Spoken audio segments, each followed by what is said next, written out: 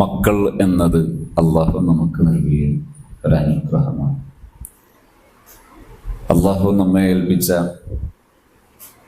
അമാനത്താണ് നമ്മുടെ മക്കൾ എന്നത്. മക്കളെ വളർത്തുന്നതിലൂടെ നാം നമ്മുടെ നാട് നാളെ എന്താകണം എന്ന് തീരുമാനിക്കുന്നത് കൂടിയാണ് മക്കളെ അളിഞ്ഞു വളർത്തുക. മക്കളെ പരിപാലിക്കുക എന്നത് രണ്ട് തലത്തിൽ വേണമെങ്കിൽ നമുക്ക് മനസ്സിലാക്കാം. അതിലൊന്ന്, നമ്മൾ വയസ്സാകുമ്പോൾ നമ്മൾ നോക്കാൻ ചിലർ എന്ന അർത്ഥത്തിൽ മനസ്സിലാക്കാം. മറ്റൊന്ന്, ഈ നാടും നമ്മുടെ ലോകവും നാളെ നടത്തി മുന്നോട്ട് കൊണ്ടുപോകാൻ, അല്ലെങ്കിൽ അതിൽ ഇടപെട്ട് മുന്നോട്ട് പോകാൻ പറ്റുന്ന ഒരു തലമുറ ഉണ്ടാകാൻ വേണ്ടി നാം ചെയ്യുന്ന അധ്വാനം എന്നും മനസ്സിലാക്കാം. നമുക്ക് നാളെ നമ്മളെ നോക്കാനുള്ള ആള് എന്ന അർത്ഥത്തിൽ മക്കളെ വളർത്തുമ്പോൾ അതൊരു രണ്ടാം നമ്പറാണ്. മറിച്ച് മക്കളെ വളർത്തുക എന്നത് അള്ളാഹു നമുക്ക് ഏൽപ്പിച്ച ഒരു ഉത്തരവാദിത്വവും ഒരു അമാനത്തുമാണ് എന്ന അർത്ഥത്തിൽ മക്കളെ വളർത്തുമ്പോൾ അവിടെ രണ്ട് കാര്യം കിട്ടും. ഒന്ന്, അവർ നാളെ നമ്മയും നമ്മുടെ നാടിനെയൊക്കെ പരിചരിക്കുന്നവരായി അവർ വളരും. അവരുടെ ജീവിതത്തിനൊരു അർത്ഥവും മൂല്യവും ഒക്കെ ഉണ്ടാകും. അതല്ല, എന്നെ നോക്കാൻ ഒരുവൻ ഉണ്ടാകണം എന്ന അർത്ഥത്തിലാണ് മക്കളെ വളർത്തുന്നതെങ്കിൽ ഒരുപക്ഷെ രണ്ടും നടന്നോളണമെന്നില്ല. മക്കൾ വളരലും നടക്കൂല, നമുക്ക് അവരെ കൊണ്ട് കാര്യം കിട്ടലും നടക്കൂല. മക്കൾ ഉന്നതരാകണം, അവരുഷാറാകണം, അതിനുവേണ്ടി എനിക്ക് ചെയ്യാവുന്നത് എന്ത് എന്ന് മനസ്സിലാക്കി മക്കളെ വളർത്തുമ്പോൾ അവിടെ രണ്ട് കാര്യവും കിട്ടും. അതുകൊണ്ട് വളരെ നല്ല രീതി അത് ഈ പറഞ്ഞതാണ്. അല്ലാഹു സുബ്ഹാനഹു വ തആല പരിശുദ്ധ ഖുർആനിൽ പരിചയപ്പെടുത്തുന്നത് കാണാം. വല്ലദീന ആമനു വത്തബഅതുഹും ദുർരിയ്യതുഹും ബിഈമാനിൻ അൽഹഖ്നാ ബിഹിം ദുർരിയ്യതഹും വമാ അലത്നാഹും മിൻ അമലിഹിം മിൻ ശൈഇ കുല്ലും ബിമാ കസബ റഹീൻ. വിശ്വാസമുള്ളവർ അവർ പരലോകത്തെത്തുന്ന സമയത്ത് വത്തബഅതുഹും ദുർരിയ്യതുഹും, അവരെ പിൻപറ്റി മുന്നോട്ട് പോയ മക്കൾ അവരാഖിറത്തിലെത്തുമ്പോൾ അവിടെ ആഖിറത്തിൽ വലിയ നേട്ടമാണ് രണ്ടു കൂട്ടർക്കും. രക്ഷിതാക്കൾക്കും അത് നേട്ടമാണ്, മക്കൾക്കും അത് നേട്ടമാണ്. ഇതിന്റെ വിശദീകരണം ഹബീബായ റസൂലുള്ളാഹി സ്വല്ലല്ലാഹു അലൈഹി വസല്ലം തങ്ങൾ പഠിപ്പിച്ചത് കാണാം. ആഖിറത്തിലെത്തുമ്പോൾ അള്ളാഹുവിന്റെ അമ്പിയാക്കൾ, ഔലിയാക്കൾ, അവർക്കൊക്കെ വലിയ സ്ഥാനമുണ്ടാകും. പക്ഷേ ഇതിലൊന്നും പെടാത്ത ഒരു കൂട്ടരെ അള്ളാഹു വലിയ ഇരിപ്പിടങ്ങളും സിംഹാസനങ്ങളും വലിയ പ്രകാശപൂരിതമായ സിംഹാസനങ്ങളൊക്കെ നൽകി ആദരിക്കും. അവർക്ക് കിരീടം നൽകി ആദരിക്കും. അപ്പൊ എല്ലാവരും ചോദിക്കും, ആരാണ് ഈ കൂട്ടർ? ഇവർ അമ്പിയാക്കളല്ല, ഔലിയാക്കളല്ല, അത്തരം വലിയ സ്ഥാനങ്ങളിൽ എണ്ണപ്പെട്ടിട്ടൊന്നുമില്ലല്ലോ, പിന്നെ ഇവരാരാണ്? അതിന്റെ ഉത്തരം, മക്കളെ ഇൽമ് പഠിപ്പിക്കുകയും മക്കളെ ഉന്നതരാക്കുകയും ചെയ്ത മാതാപിതാക്കൾ എന്നതിന്റെ പേരിലാണ് ഇവർ ആദരിക്കപ്പെടുന്നത്. വലിയ സ്ഥാനമുള്ളവരാണ്. ആഖിറത്തിലെത്തുമ്പോൾ മക്കൾ ഉന്നതരായാൽ ആ ഒരു കാരണത്താൽ മാതാപിതാക്കൾക്ക് ആഖിറത്തിൽ സ്ഥാനക്കയറ്റം ലഭിക്കുകയും ഉന്നതമായ പദവി ലഭിക്കുകയും ചെയ്യും. മാതാപിതാക്കൾ ഉന്നതരായ വഴി മക്കൾക്ക് സ്ഥാനക്കയറ്റവും മക്കൾക്ക് ഉയർന്ന പദവിയും നൽകാനും കാരണമാകുമെന്ന് ഇതിന്റെ വിശദീകരണങ്ങളിൽ കാണാം. ചുരുക്കി പറഞ്ഞാൽ, സ്നേഹബന്ധത്തോടെ, പരസ്പര ബന്ധത്തോടുകൂടെ മാതാപിതാക്കളും മക്കളും എന്ന ബന്ധം പുലർത്താൻ പറ്റിയാൽ അത് വലിയ വിജയമാണ്. ആഖിറത്തിൽ വിജയമാണ്, ദുനിയാവിലും അത് വലിയ വിജയമാണ്. പക്ഷേ ഇന്ന് നമുക്ക് ഇങ്ങനെ അനുഭവപ്പെടുന്നുണ്ടോ ഇല്ലേ? നമുക്ക് നമ്മുടെ മക്കളുടെ വിഷയം ആലോചിക്കുമ്പോൾ സ്വസ്ഥതയും സന്തോഷവും സമാധാനവും അനുഭവപ്പെടുന്നുണ്ടോ? ഇല്ലേ? ഇല്ലെങ്കിൽ ഇനി നമ്മൾ എന്തൊക്കെയാണ് ചെയ്യേണ്ടത്? ഇതാണ് ഇന്നൊരു കുറഞ്ഞ സമയം നാം സംസാരിക്കുന്നത്. സമയം ദീർഘിപ്പിക്കുന്നില്ല. വളരെ കുറഞ്ഞ സമയം കൊണ്ട് ഈ പറയപ്പെട്ട വിഷയം അവതരിപ്പിച്ച് ഞാൻ എൻ്റെ സംസാരം അവസാനിപ്പിക്കും. അള്ളാഹു നല്ലതിന് നമുക്ക് എല്ലാവർക്കും തൗഫീഖ് നൽകുമാറാകട്ടെ.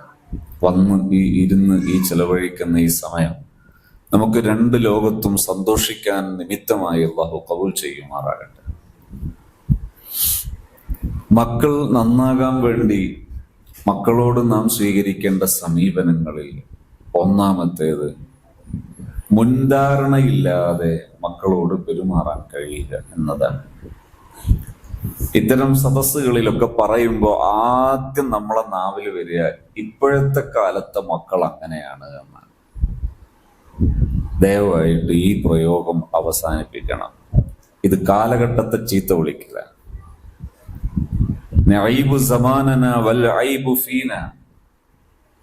വെറുതെ കാലഘട്ടത്തെ കുറ്റം പറയരുത്. വ്യാപകമായി പറയുന്ന ഒന്നാണ് ഇത് അൽഫ യുഗമാണ് എന്നാണ് പറയുന്നത്. എന്താണ് അൽഫ യുഗം കൊണ്ട് ഉദ്ദേശിക്കുന്നത്? പ്രസവിച്ചു ഉടനെയുള്ള കുട്ടികൾക്കെല്ലാം, പ്രസവിച്ചു വീണ ഉടനെയുള്ള കുട്ടിക്കും ഫോണിനെ കുറിച്ച് എല്ലാം അറിയാം. ഒരുപക്ഷെ നമ്മൾ പഠിച്ചതിനേക്കാൾ വേഗത്തിൽ അവര് ഫോണിന്റെ യൂസേജുകൾ, ഉപയോഗങ്ങൾ വളരെ വേഗം പഠിക്കും. ചെറിയ കുട്ടിക്ക് ഫോൺ കൊടുത്താലും കുട്ടിക്കറിയത് തോണ്ടാനുള്ളതാണ്. വലിയപ്പോ വെറ്റിലേമേൽ നൂറ് തേക്കുന്നത് കണ്ടിട്ടൊന്നുമല്ല, അല്ലാണ്ട് തന്നെ ഇത് ഫോണ് തോണ്ടാനുള്ളതാണെന്ന് അവർക്കറിയാം.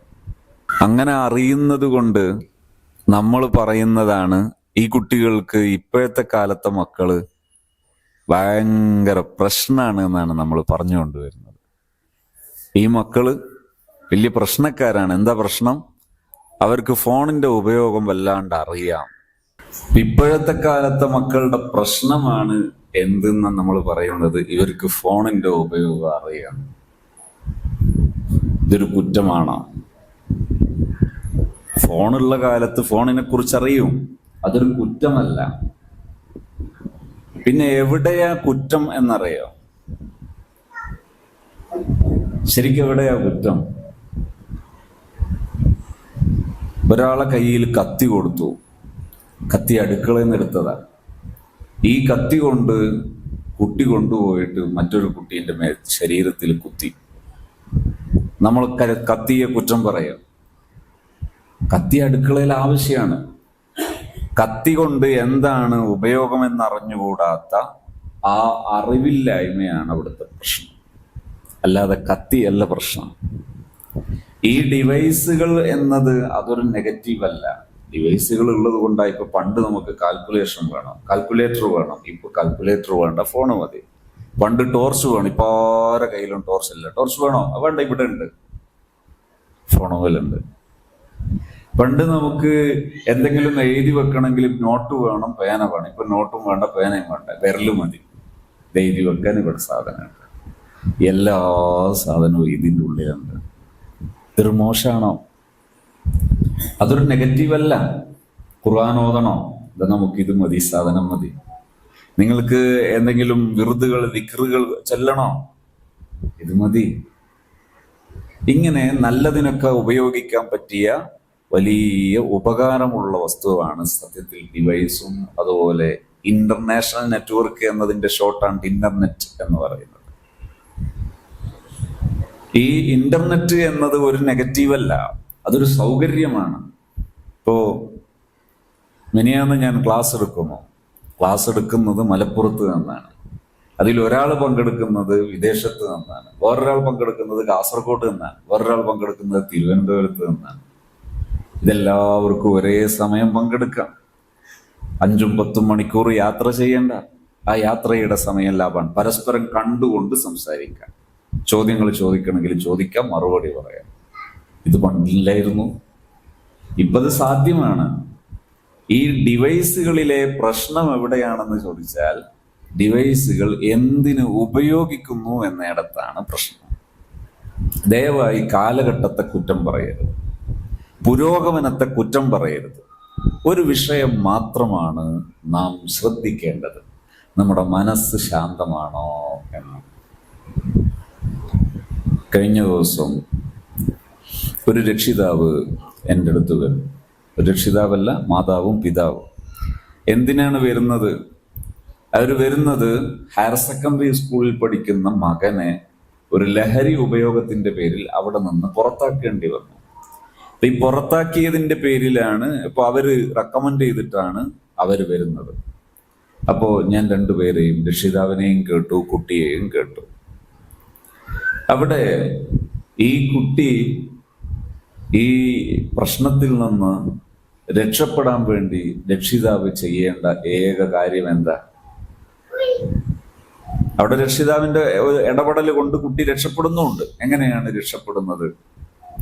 അത് ഈ രക്ഷിതാവ് കുട്ടിയുടെ കൂടെ മനസ്സ് തുറന്ന് സ്വസ്ഥമായ മനസ്സോടുകൂടെ ഇരിക്കുന്നു, കുട്ടിയെ കേൾക്കുന്നു, കുട്ടിയോട് മനസ്സ് തുറന്ന് സംസാരിക്കുന്നു, മനസ്സിന്റെ ഭാരങ്ങളൊക്കെ മാറ്റിവെക്കുന്നു. ആ സമയത്ത് രക്ഷിതാവ് എന്നോട് പറഞ്ഞൊരു വാക്കുണ്ട്, എനിക്ക് കിട്ടിയ വല്ലാത്തൊരു നേട്ടമാണ് ഈ ഒരു അവസരം.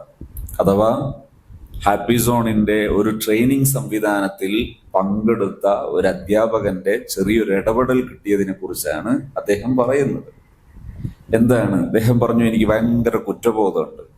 ഒരു കാലത്ത് ഇതിനു മുമ്പ് മറ്റൊരു സ്കൂളിൽ നിന്ന് എൻ്റെ മകനെ പുറത്താക്കിയതാണ് ഇതേപോലെ ഒരു പ്രശ്നത്തിന്. അതേ കുട്ടി അന്ന് ഇങ്ങനെയല്ല പെരുമാറിയത്. ഇന്ന് അവന്റെ പെരുമാറ്റത്തിൽ ഭയങ്കര മാറ്റം വന്നു. ഇന്ന് അവൻ കരയുന്നുണ്ട്. അവൻ കരയുന്നത് എന്തിനാണെന്നറിയോ?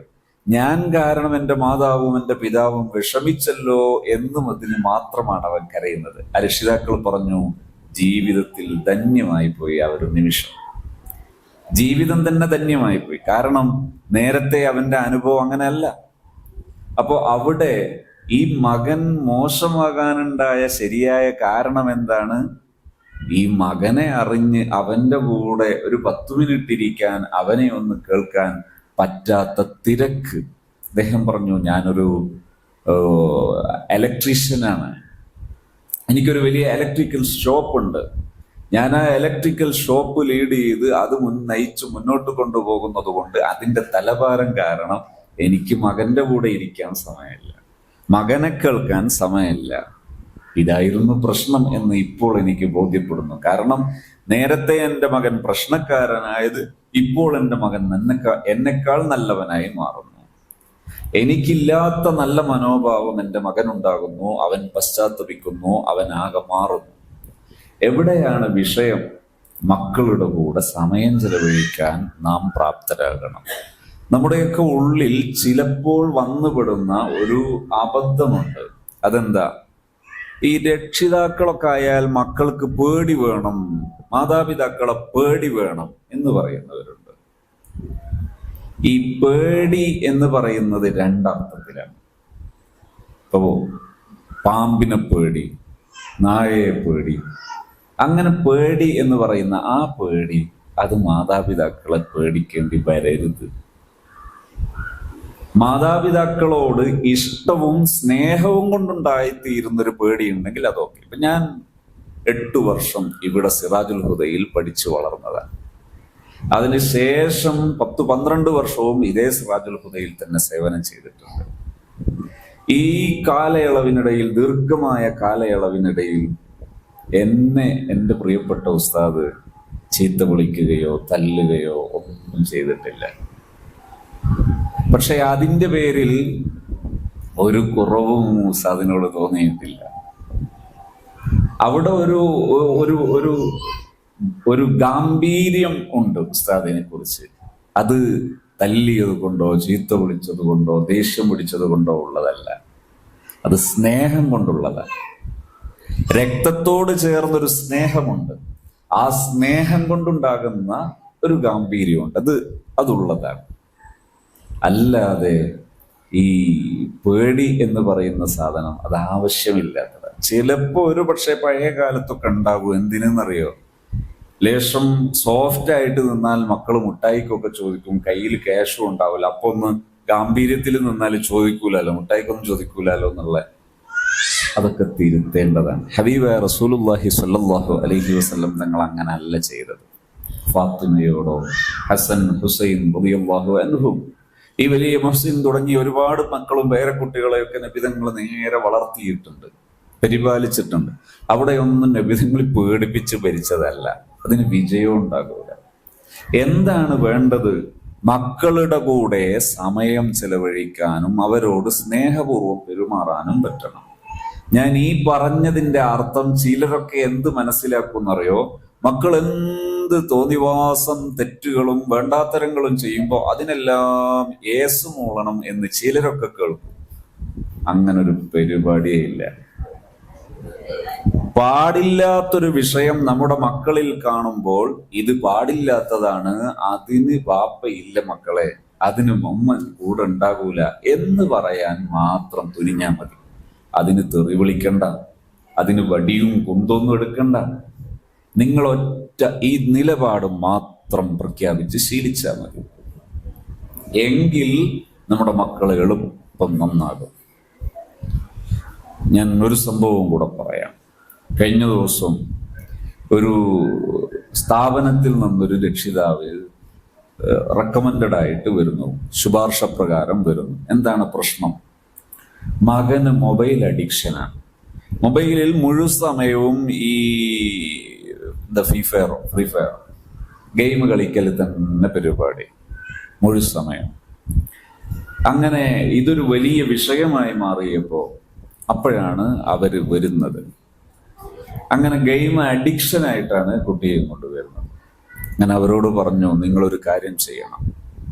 ഒന്നാമതായി നിങ്ങളുടെ ഈ മകനോട് വളരെ നല്ല രീതിയിൽ പെരുമാറി നിങ്ങൾ ആദ്യം ശീലിക്കണം. എന്താ ഈ നല്ല രീതിയിൽ പെരുമാറുക എന്ന് പറഞ്ഞാൽ, ചിലരൊക്കെ മക്കൾക്ക് ഡയറി മിൽക്കിന്റെ 150 വാങ്ങിക്കൊടുക്കുക, അതുപോലെ മുട്ടായിയും സാധനമൊക്കെ പറഞ്ഞാൽ അതിനൊരു കയ്യും കണക്കുണ്ടാവില്ല, പൈസ ഉണ്ടെങ്കിലും ഇല്ലെങ്കിലും ഒക്കെ വലിയ തുകയുടേത്. എന്നാൽ ഈ മകന്റെ മുഖത്തു നോക്കി ഒന്ന് പുഞ്ചിരിച്ച് സലാം പറഞ്ഞ് മുസാഫഹത്ത് ചെയ്യുന്ന പരിപാടി അതുണ്ടാവില്ല. രാവിലെ മകൻ എഴുന്നേറ്റ് വരുമ്പോ, മോളെ എഴുന്നേറ്റ് വരുമ്പോ ഈ ഉമ്മാക്ക് അല്ലെങ്കിൽ ഈ ഉപ്പാക്ക് മക്കളെ മുഖത്ത് നോക്കി ഒന്ന് സലാം പറഞ്ഞൊന്ന് പുഞ്ചിരിച്ച് അതിന് സമയം ഉണ്ടാവില്ല. ആ സമയത്ത് നമ്മുടെ നിലപാട് എന്താണ്? അപ്പോ പോയിട്ട് വലിയ കൽപ്പിക്കൽ അപ്പൊ കൽപ്പിക്കലോട് എണീക്കുമ്പോ തന്നെ ഇപ്പോഴാ എണീറ്റ് വരുന്നത്, സമയമായോ? ഈ ഇടിപൊട്ടിക്കലുകൾ ഇതൊരു നല്ല ശൈലിയാണോ? ഇതൊരു നല്ല സ്വഭാവമാണോ? ആദ്യം നിങ്ങൾ ഏതാനും ദിവസം, ഒരു 21 ദിവസമെങ്കിലും, ഒരു 3 ആഴ്ചയെങ്കിലും നിങ്ങൾ കുട്ടിയോട് കൃത്യമായി നല്ല രീതിയിൽ പെരുമാറുക. എന്നിട്ട് നിങ്ങൾ ഇനി ചെയ്യേണ്ടത് എന്താണ്? മകനോട് പറയുന്നു, മകൻ ഫോണ് ചോദിക്കുമ്പോൾ ഫോണ് തരാൻ പറ്റില്ല. ഫോണ് തരാൻ പറ്റൂല എന്ന് പറയുമ്പോ മകൻ ചോദിക്കുന്ന സമയത്ത് നമ്മൾ എങ്ങനെ പറയണം? നോർമലായിട്ട് പറയണം. ഞാൻ ഇപ്പൊ പറഞ്ഞ പോലെ. ഇതല്ലാത്ത ഒറ്റയും നല്ലതല്ല. എന്താ നിന്നെ പോലെ അല്ലേ അപ്പുറത്തെ കുഞ്ഞിന്? അവനൊന്നും ഫോൺ വേണ്ടല്ലോ, നിനക്ക് മാത്രം എന്തൊരു ഫോണ്? അതല്ല വേണ്ടത്. ഇത്രയും പറയുന്നതിന്റെ 1/4 പണിയില്ല. ഫോണ് തരാൻ പറ്റില്ല, അത് നിനക്ക് മോശമാണ്. ഇങ്ങനെ പറയാൻ ഒരു മെനക്കെടൂല. മറ്റേന് എത്ര മസിൽ പിടിക്കണം, എത്ര വാക്ക് പറയണം. ഈ മസിൽ പിടിച്ച് പറയുന്നതിന് പകരം നേരെ ചൊവ്വേ സംസാരിക്കണം. എപ്പോ? ഞാൻ ആദ്യം പറഞ്ഞ നല്ല പെരുമാറ്റം സ്ഥിരപ്പെട്ടതിന് ശേഷം. അങ്ങനെ സ്ഥിരപ്പെട്ടപ്പോ സമയമായപ്പോ മക്കളോട് പറയാൻ പറഞ്ഞു, മോനോട് പറയാൻ പറഞ്ഞു, ഇനി ഫോണ് തരില്ല, ഫോണ് നിനക്ക് മോശമാണ്. അപ്പൊ മോൻ പറഞ്ഞു, ഞാൻ മരിച്ചു കളയും. ഇപ്പൊ എല്ലാ കുട്ടികൾക്കും വളരെ നല്ല ഒരു ഭീഷണിപ്പെടുത്താൻ പറ്റിയ ഏറ്റവും നല്ല ടൂളാണ് മരിച്ചു കളയും. മരിക്കല് വലിയ സുഖമുള്ള പരിപാടിയാണ്. അപ്പോ ഈ മക്കൾ പ്രകോപിതരാകുന്നത് എവിടെ നിന്നാണ്? ഒന്നുകൂടി മനസ്സിലാക്കണം. ഈ മക്കൾ ഇങ്ങനെ ആയതെങ്ങനെ? നാം മൊബൈൽ കൊടുത്തിട്ട് മാത്രമാണ് മക്കൾ അങ്ങനെ ആകുന്നത്. മൊബൈൽ കൊടുത്തിട്ടില്ലെങ്കിൽ ഒരിക്കലും മക്കൾക്ക് പ്രശ്നം ഉണ്ടാവില്ല. കുഞ്ഞുനാളിലെ ഭക്ഷണം കഴിക്കുന്നില്ലെങ്കിൽ നമ്മൾ എന്താ ചെയ്യേണ്ടത്? രാവിലെ നമ്മൾ 6:30 ഭക്ഷണം കഴിക്കുന്നത്. ഒരു 6:30 ഭക്ഷണം കഴിക്കുമ്പോൾ അല്ലെങ്കിൽ 7:00 ഭക്ഷണം കഴിക്കണം. സാങ്കല്പികാണ്. പലയിടത്തും വൈകി ഭക്ഷണം കഴിക്കും, അത് ഭയങ്കര ആരോഗ്യത്തിന് ദോഷമാണ് മറ്റൊരു കാര്യം. അപ്പോൾ ആ സമയത്ത് കുട്ടിക്ക് ഭക്ഷണം വേണ്ട. അപ്പോ നമ്മൾ എഴുന്നേറ്റ് നമ്മളെ പണി കഴികലും പരിപാടിയൊക്കെ എടുക്കുമ്പോൾ അപ്പോൾ ഉണ്ട് കുഞ്ഞ് പൂപ്പിയൊക്കെ പറയുന്നത്, എന്തിനാ കുഞ്ഞിന് ഭക്ഷണം വേണം, ഓ എനിക്ക് നേരത്തെ കഴിച്ചുകൂടെയാണ്. ഇതിന്റെ പകരം നമ്മൾക്കറിയാം കുറച്ച് കഴിഞ്ഞാൽ കുട്ടിക്ക് വിശക്കും, ആ സമയത്ത് ഭക്ഷണം അവിടെ എടുത്തു വെച്ചാൽ മതി, എടുത്തു വെച്ച ഭക്ഷണം കുട്ടിക്ക് കൊടുത്താൽ മതി. അതിന് നമുക്ക് പറ്റൂല. നമുക്ക് മക്കളോട് സ്നേഹമാണ്, പക്ഷെ നമുക്ക് എന്ത് പറ്റൂല, ഇത്തരം സംഗതികളൊന്നും കഴിയില്ല. അതിനാദ്യം തന്നെ കുത്തിത്തിരികി കൊടുക്കും. ഈ കുത്തിത്തിരിക്കുന്ന സമയത്ത് അതിനുള്ള ഉപാധിയാണ് കയ്യിൽ ഫോണും കൊടുക്കും, ഒന്ന് ഉഷാറായി. ആദ്യം ഇതാണ് നിർത്തലാക്കേണ്ടത്. നമ്മൾ നിരന്തരം പ്രാക്ടീസ് ചെയ്ത് പഠിപ്പിച്ചതാണ് ഈ മക്കളെ ഫോൺ യൂസേജ്. ഈ മക്കളുടെ യൂസേജ് ഫോൺ യൂസേജ് അല്ല അവരുടെ ശരിയായ സ്വഭാവം. അവരുടെ ശരിയായ സ്വഭാവം എന്താണ്? അവരുടെ ചെറിയ പ്രായത്തിൽ അവർക്ക് അടങ്ങിയിരിക്കുക എന്ന് പറയുന്നത് അസഹനീയമാണ്. അവർക്ക് എന്താ വേണ്ടത്? ചലിക്കണം. ചലിക്കാൻ പറ്റുന്ന രീതിയിലുള്ള ടോയ്സുകൾ അവർക്ക് കൊടുക്കുകയായിരുന്നു ചെയ്യേണ്ടത്. പക്ഷെ നമ്മൾ അത് ചെയ്തില്ല. നമ്മൾ അവനെ അടക്കി ഇരുത്തി. എന്ത് കൊടുത്തിട്ട്? ഈ വേസ്റ്റ് കൊടുത്തിട്ട്, ഒരു ഉപകാരവും ഇല്ലാത്ത വേസ്റ്റുകൾ കൊടുത്തിട്ട്, അഥവാ യൂട്യൂബിലെ ഷോർട്സും റീൽസും ഇതൊക്കെ കൊടുത്തിട്ട് നമ്മൾ അവരെ അടക്കിയിരുത്തി. അവർക്കൊരു ടോയ്സ് നമ്മൾ കൊടുത്തില്ല. ചെറിയ പ്രായത്തിൽ എന്താ ചെയ്യേണ്ടത്? ചെറിയ പ്രായത്തിൽ വ്യത്യസ്തമായ അവരുടെ സ്കില്ലുകൾ ഉയർന്നു വരാൻ പറ്റുന്ന കളികൾ, എല്ലാ കളികളും, പഴയ കാലത്തുള്ള കളികളെല്ലാം ഓരോ സ്കില്ലും ഡെവലപ്പ് ചെയ്യാനുള്ളതാണ്. ഉദാഹരണത്തിന് ചെറിയ സമയത്ത് കുട്ടികൾ ഈ നൂറാങ്കോല് കളിക്കാന്ന് പറയുന്നത് അല്ലെ, ഓർമ്മയില്ലേ? ഒരു വലിയ എഴുക്കണി എടുക്കും, ഒരു 10 ചെറിയ എഴുക്കണി എടുത്തിട്ടുള്ള ഒരു കളിയില്ലേ? ഇതൊക്കെ പോസിറ്റീവാണ്. എന്താണ്? ഈ കളിക്കുന്ന സമയത്ത് കണ്ണിന്റെയും കയ്യിന്റെയും തമ്മിലുള്ള കോർഡിനേഷൻ, അതുപോലെ കയ്യിന്റെ വിരലുകളുടെ ഈ വിരൽ കൊടിയുടെ മസിലുകൾ ഡെവലപ്പാകാൻ, ഇങ്ങനെയൊക്കെ ഉപകാരമുള്ള കളിയായിരുന്നു അത്. അതുപോലെ ഈ വെളിച്ചിലെടുത്തിട്ട് അമ്മാനാടുന്ന പരിപാടിയുണ്ട്. 2 വെളിച്ചില് 3 വെളിച്ചില് 4 വെളിച്ചിലൊക്കെ ഉണ്ട് അമ്മാനാടുന്ന പരിപാടി.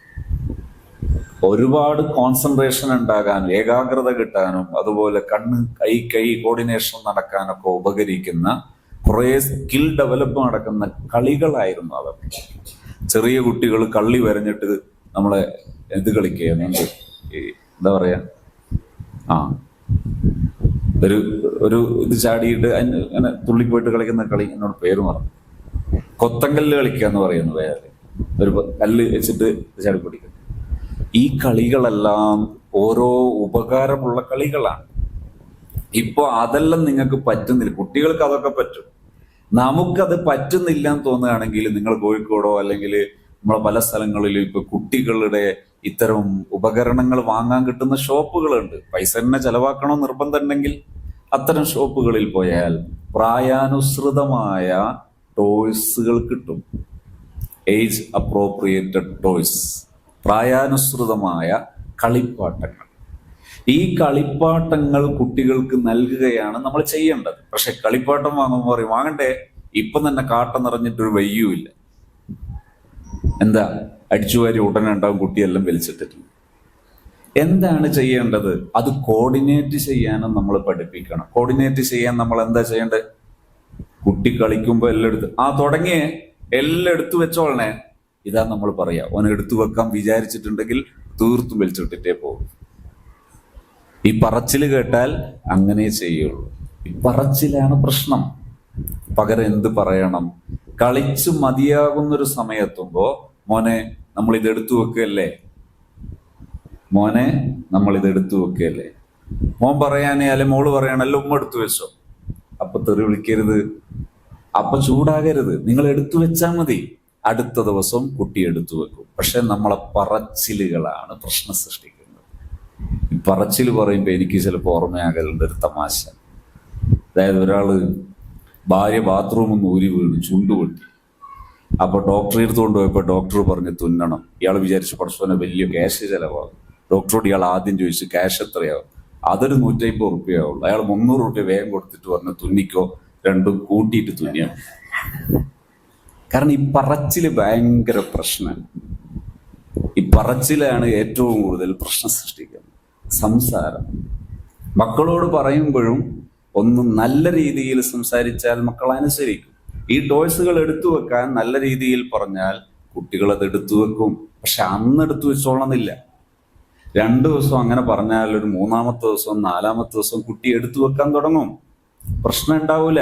2, 3, 4 ഐറ്റംസ് ഉണ്ടാകും. ഇപ്പോ ഷെയ്പ്പുകളുള്ള വസ്തുക്കൾ ഉണ്ടാകും. ഇത് കുട്ടികളുടെ മാത്തമാറ്റിക്കൽ സ്കിൽ ഉണ്ടാക്കാൻ ഉപകരിക്കുന്നതാണ്. അതുപോലെ വലുപ്പം തിരിച്ചറിയാൻ ഉപയോഗിക്കുന്ന ടോയ്സുകളുണ്ട്. ഇത് മാത്തമാറ്റിക്കൽ സ്കിൽ ഉണ്ടാകാൻ സഹായിക്കുന്നതാണ്.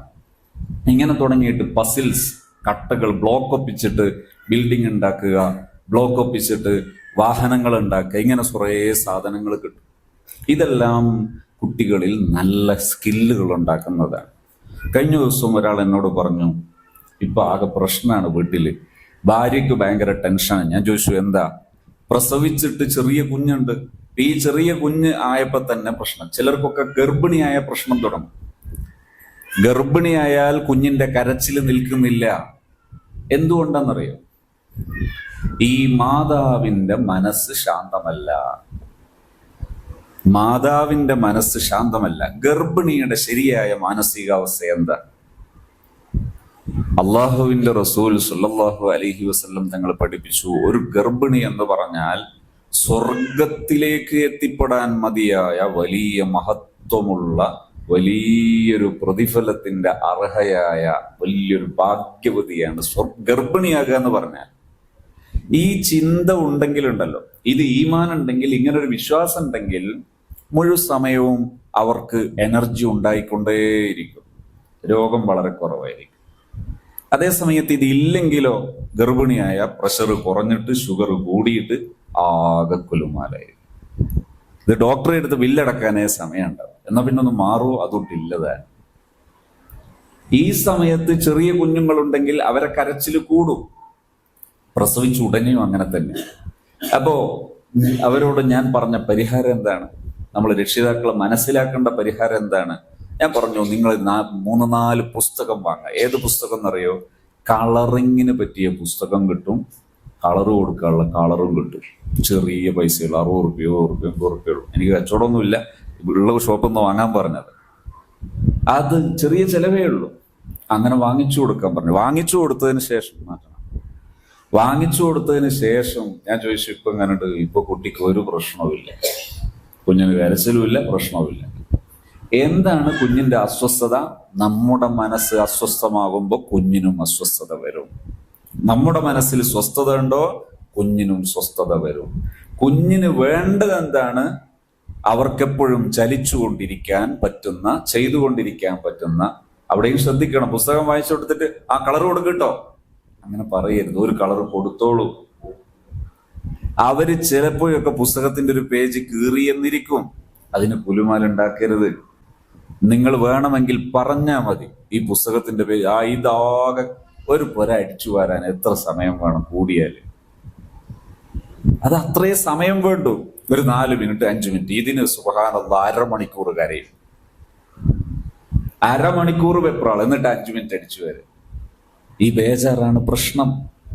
പകരം സ്വസ്ഥതയുണ്ടോ?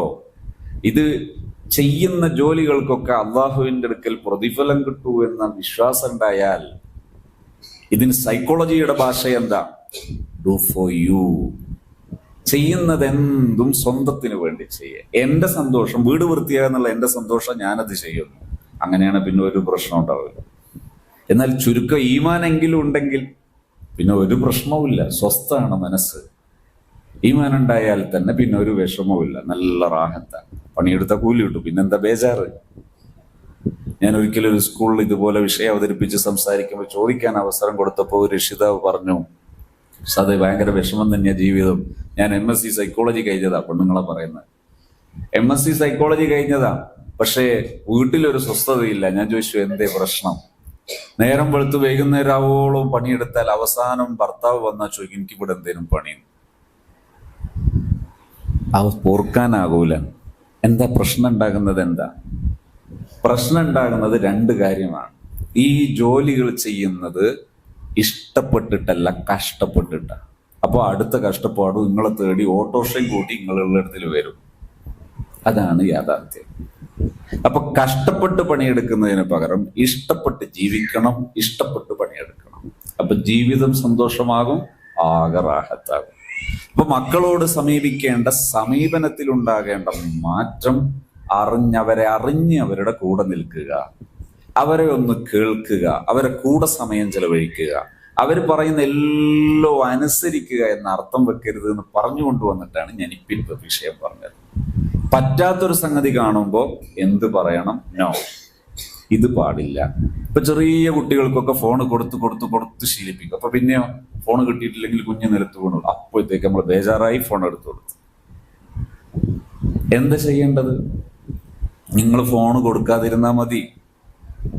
അല്ലുസ്താദേ, ഓൻ പ്രശ്നം ഉണ്ടാക്കും. ശരിയാണ്, പ്രശ്നം ഉണ്ടാക്കാൻ നമ്മൾ പഠിപ്പിച്ചതാ. അത് ഇനി നമുക്ക് തന്നെ ഇല്ലാതാക്കാൻ പറ്റും. ഇനി ആദ്യം എന്ത് ചെയ്യണമെന്നറിയോ? നമ്മളെ സൂക്കേടൊന്ന് കുറക്കണം. ഞാൻ ഒരിക്കൽ എപ്പോഴും ഇങ്ങനെ ഉദ്ധരിക്കാറുള്ള ഒന്നാണ്, കുഞ്ഞിന്റെ പ്രശ്നം തീർക്കാൻ വന്നതാ ഉമ്മ. അങ്ങനെ കുഞ്ഞിനെ കുറിച്ച് ആകെ 3.5 വയസ്സായിട്ടേ ഉള്ളൂ. 1.5 മണിക്കൂറോളം കുട്ടീന്റെ കുറ്റം പറയല്ല ഉമ്മാന്റെ പണി. ഇതെല്ലാം കൂടെ കഴിഞ്ഞ് ഞാൻ പരിഹാരം പറയുമ്പോഴാണ് വല്യപ്പ പറയുന്നത്, സതെ കുഞ്ഞിന്റെ സാരമൊന്നുമില്ല, നിങ്ങൾ ഉമ്മാന്റെ തീർത്താ മതി. ഞാൻ ചോദിച്ചു എന്താണ്? 3 ചെമ്പാ പുരയിന്ന് അരിക്ക് വെള്ളം വെച്ച് കത്തിപ്പോയത്. കാരണം ഇത് പണ്ടാണെങ്കിൽ അടുപ്പാണെങ്കിൽ വിറക് തീർന്നാൽ ഇത് തീരും, ഇത് ഗ്യാസ് അല്ലേ, തീരൂലല്ലോ. വെള്ളം തീർന്നിട്ട് അവസാനം ചെമ്പടക്കം കത്തിയിട്ട് അപ്പുറത്തെ പുരയിൽ നിൽക്കുന്നത്, അതൊരു മണം വരുന്നത് നോക്കാത്തത് എന്താ? നോക്കുമ്പോ ചെമ്പ് കത്തിയിട്ട് മണക്കുന്നത്. ഇത് എന്നിട്ടും അറിയും. കാരണം എന്താ? വാട്സപ്പ് നോക്കി, അതിൽ നിന്ന് ഇൻസ്റ്റാഗ്രാമിൽ പോയി, അതിൽ നിന്ന് ഫേസ്ബുക്കിൽ പോയി, ഇതെല്ലാം കൂടി കഴിഞ്ഞ് നോക്കുമ്പോ 11:30 ആയത് മൂപ്പര് അറിയില്ല. ഇവരാണ് കുഞ്ഞിന്റെ പ്രശ്നം പറയുന്നത്. അതാദ്യം നിൽക്കണം. രാത്രി 9:00 കിടന്നതാ, 12:30 ആയിട്ട് ഫോൺ വെച്ചിട്ടില്ല. അങ്ങനെ കഴിഞ്ഞ ദിവസം ഒരു പ്രഭാഷണം നടന്നിട്ട്, ഒരു ക്ലാസ് നടന്നിട്ട്, പാരന്റിങ് നടന്നിട്ട് പോന്നപ്പോ എനിക്കൊരു മെസ്സേജ് ഒരാള്, സോ അത് ഞാൻ നിങ്ങളെ നമ്പർ തേടി പിടിച്ചതാ. അടുത്തൊരു ദിവസം നിങ്ങളൊരു വീഡിയോ ചെയ്യണം, 40-ന് ശേഷം ഫോൺ ഉപയോഗിച്ച് പ്രണയങ്ങളിൽ പെടുന്നവരെ കുറിച്ച് പറഞ്ഞിട്ട് ഒരു വീഡിയോ ചെയ്യണേ. എന്തേ കാരണം? ഈ ഫോൺ യൂസ് ചെയ്ത് മറുതലക്കുള്ള ആരാന്നറിയില്ല. ഇത് രാത്രി കിടക്കുന്ന സമയത്ത് ഈ പലതരം കെമിക്കൽ റിയാക്ഷൻ വരുന്ന സമയമാണ് ഈ കിടക്കുന്ന സമയം. അപ്പോഴായി ഫോൺ യൂസ് ചെയ്യുന്നത്. മറുതലക്കുള്ള ഏതോ ഫുലാനായിരിക്കും, ഏതോ കക്ഷിയായിരിക്കും. ഈ കക്ഷിയോട് അപ്പൊ വേഗം കണക്റ്റ് ആകും. ഇത് കണക്റ്റ് ആയതിനു ശേഷം അതൊരു മാനസികാവസ്ഥ സൃഷ്ടിക്കപ്പെടുന്ന ഒരു സമയമാണത്. മനുഷ്യന്റെ ശരീരത്തിലുണ്ടാകുന്ന ഒരു കെമിക്കൽ വ്യതിയാനം വരുന്ന ഒരു സമയമാണത്. ആ സമയത്ത് മൈൻഡ് മാറും. ആ മൈൻഡ് മാറുന്ന സമയത്ത് ഈ കുന്ത്രോണ്ടായിട്ട് കൂടി മറുതലക്കുള്ള ഏതോ പുലാന്റെ കൂടെ പോകുന്ന ഈ വിവരദോഷിയായി, ഈ വിഷയത്തിൽ നിരക്ഷരരായി നാം മാറരുത്. നമുക്കിതിൽ സാക്ഷരത വേണം. കഴിഞ്ഞ ദിവസം ഒരു സുഹൃത്ത്, ചെറുപ്പക്കാരനാണ്, അദ്ദേഹത്തിന്റെ ഭാര്യ ഒരു ദിവസം സ്വന്തം വീട്ടിലേക്കാണ് എന്ന് പറഞ്ഞു പോയി. അപ്പൊ വീട്ടിലേക്കാണ് എന്ന് പോയി പറഞ്ഞിട്ട് സാധാരണ പോയ ലക്ഷണമൊന്നും കാണുന്നില്ല, പിറ്റേന്നുമില്ല, അതിന്റെ പിറ്റേന്നുമില്ല. അപ്പൊ ഇങ്ങനെ വിളിച്ചു ചോദിച്ചാൽ എന്താ അവൾ വരാത്തത്? നോക്കുമ്പോ വീട്ടിലെത്തിയിട്ടില്ല.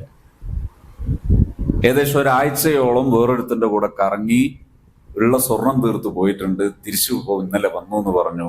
വരുമ്പോഴേക്ക് 8 പവനും കൊണ്ടുപോകാൻ പോയിട്ടുണ്ട്. ഇപ്പോഴത്തെ 8 പവൻ എന്ന് പറഞ്ഞാൽ എങ്ങനെ ഉണ്ടാവും നിങ്ങൾക്ക് അറിയാലോ. അതും കൊണ്ടുപോകാൻ പോയി. അവൻ 6ാമത്തെ പെണ്ണിനെയായി കൊണ്ടുവന്നത്. ഈ നിരക്ഷരരായി മാറുന്ന അവസ്ഥ അതൊഴിവാകണം. നമ്മൾ സാക്ഷരരാകണം. കുട്ടികൾ ഫോൺ ചോദിക്കുന്ന സമയത്ത് നമ്മൾ എന്ത് ചെയ്യാതിരുന്നാൽ മതി? ആദ്യങ്ങളൊന്ന് സമനിലയിൽ നിൽക്കണം. സ്വന്തം ഒരു സ്വത്വബോധത്തിൽ നിൽക്കണം. എന്നിട്ട് മക്കൾ ഫോൺ ചോദിക്കുമ്പോൾ കൊടുക്കാതിരുന്നാൽ മാത്രം മതി. ഒരു പ്രശ്നം ഉണ്ടാവില്ല. അപ്പൊ ആദ്യം കുഞ്ഞൻ പറഞ്ഞു, നല്ല ഒന്നല്ലേ, ഒന്ന് ഫോൺ കൊടുക്കരുത്. പിന്നെ കുഞ്ഞൻ കരയും, അപ്പോഴും കൊടുക്കരുത്. അല്ലെങ്കിൽ ഉമ്മക്ക് എന്നെ കണ്ടുകൂടെ, ഉമ്മ ചീത്തയാണെന്ന് പറ, അപ്പോഴും കൊടുക്കരുത്. പക്ഷെ നിങ്ങൾ ചീത്തയാകരുത്, നിങ്ങൾ ദേഷ്യം പിടിക്കരുത്, നിങ്ങൾ ചൂടാകരുത്, നിങ്ങൾ തോന്നിയാസം പറയരുത്. കുറച്ച് കഴിഞ്ഞിട്ട് അവനെ ചായ കുടിക്കാൻ വിളിച്ചപ്പോ എനിക്ക് വേണ്ട. അപ്പൊ നിങ്ങൾ എന്ത് ചെയ്യരുത്? അവനെ വീണ്ടും വീണ്ടും വിളിക്കരുത്, കളിയാക്കുകയും ചെയ്യരുത്. ഉമ്മമാർക്കൊക്കെ ഒരു സ്വഭാവമുണ്ട്,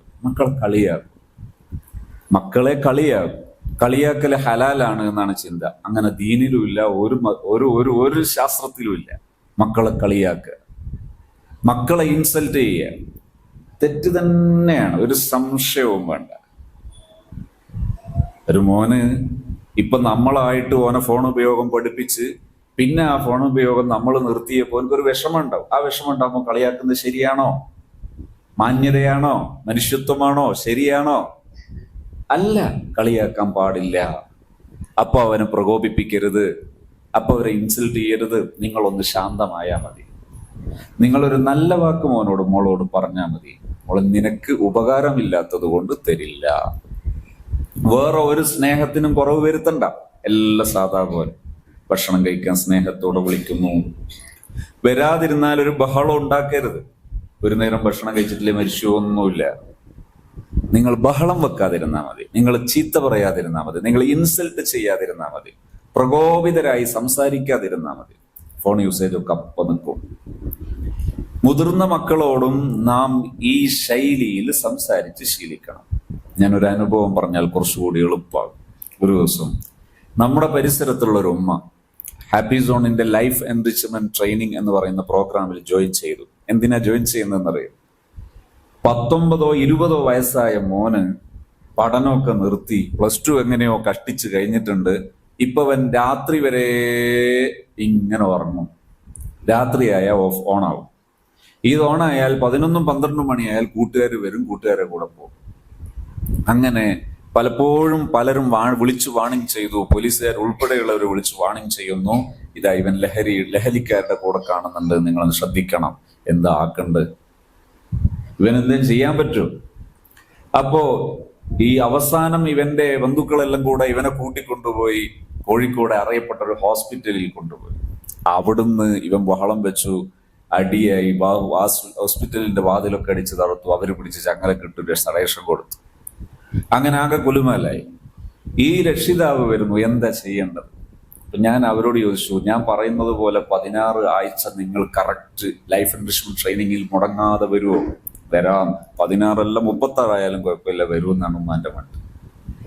രണ്ടാമത്തെ എന്റെ കണ്ടീഷൻ വളരെ സിമ്പിൾ ആയിട്ട് ചെയ്യാൻ പറ്റുന്ന കാര്യങ്ങൾ ഞാൻ പറയും, ചെയ്യോ? അതും ചെയ്യും.